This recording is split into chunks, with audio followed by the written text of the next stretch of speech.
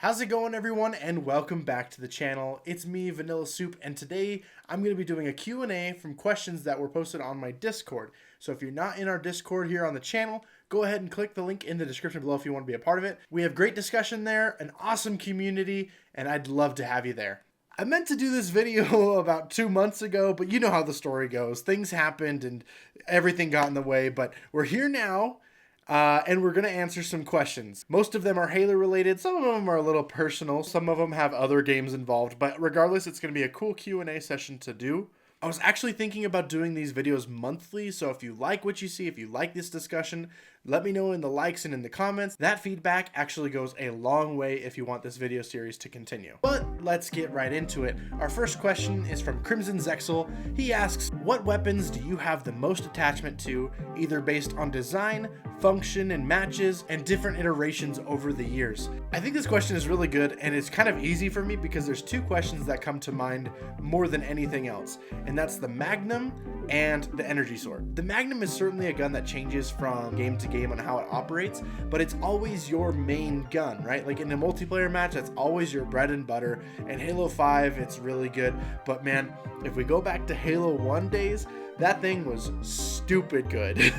And I like how they brought the Halo 1 Magnum back to Halo 5 through the Rec Pack system, and same goes for the Halo 2 battle rifle as well. The Energy Sword is just iconic. You look at that sword and you know it's from Halo. It's something that we all hate getting killed by, but we love to use.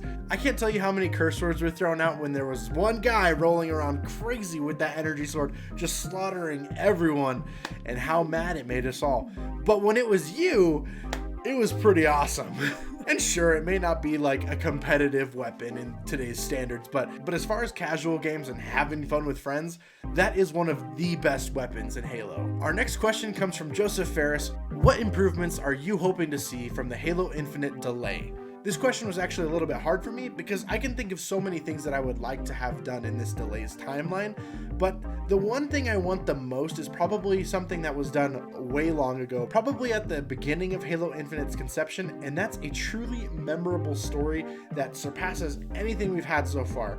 I love Combat Evolved, but the story was kind of just bare bones. It was an introduction to the lore, there was world exploration, there wasn't really a meaty story. But as the games got on, we got a really good story going. And then we have Halo 5, which is very hotly debated on whether that's a good story or not. So I'd like to see this game, Halo Infinite, just be absolutely amazing. The story is what matters to me most, and that's what I would like to see. I love the multiplayer, I will play it all the live long day. But man, that story is what I'm there for Halo. Bronin asks, how do Halo mans? If a Halo man could demand Halo mans, would a man of Halo demand Halo mans? That's a question for you. What do you think? Little Squiddy asks, are you excited for Breath of the Wild 2, and how is the development for Metroid Prime? My sources at Retro Studios tells me that they hope to have Metroid Prime 4 finished by 2030. I don't know how likely that is, as the port of the Metroid Prime trilogy is slated for 2029, so that's a quick turnaround if you ask me. And as for Breath of the Wild 2, absolutely. If you guys don't know, I am a huge fan of Zelda and other Nintendo games. I'm really addicted to Pokemon right now. I just love video games in general. Zelda overall is one of my great loves for video games, so I can't help but just be so overly excited for Breath of the Wild 2. I really want to know what's going on with Ganondorf's corpse there.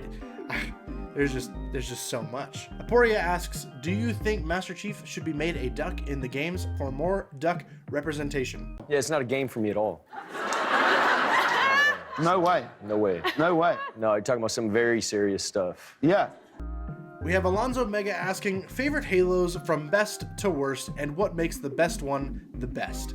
I really love that you asked this question, but unfortunately, I'm actually going to save that idea for later. I actually want to go into so much depth on this concept. I want to make an entire video dedicated out of it. I want a tier list. I want to go all out, and I can't wait to make that video. So actually expect that within the coming weeks, because that's something that I am really eager to do.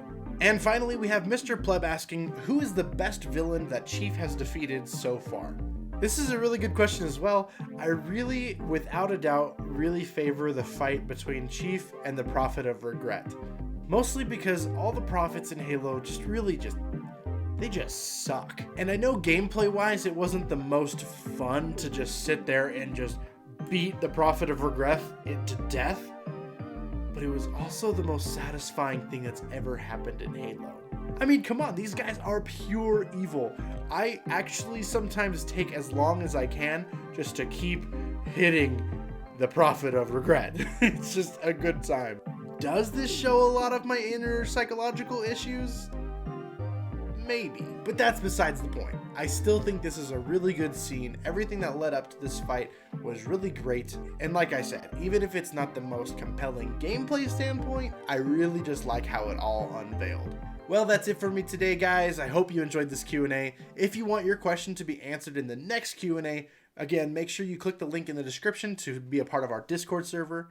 And I'll be letting you all know when the next time I plan on recording one of these videos is. Don't forget that I stream twice a week also on Twitch. That link is also in the description below, and I hope to see you there as well. We have a great time playing Halo and other community games. But until next time, my friends, I'll see you online. Vanilla Soup, out.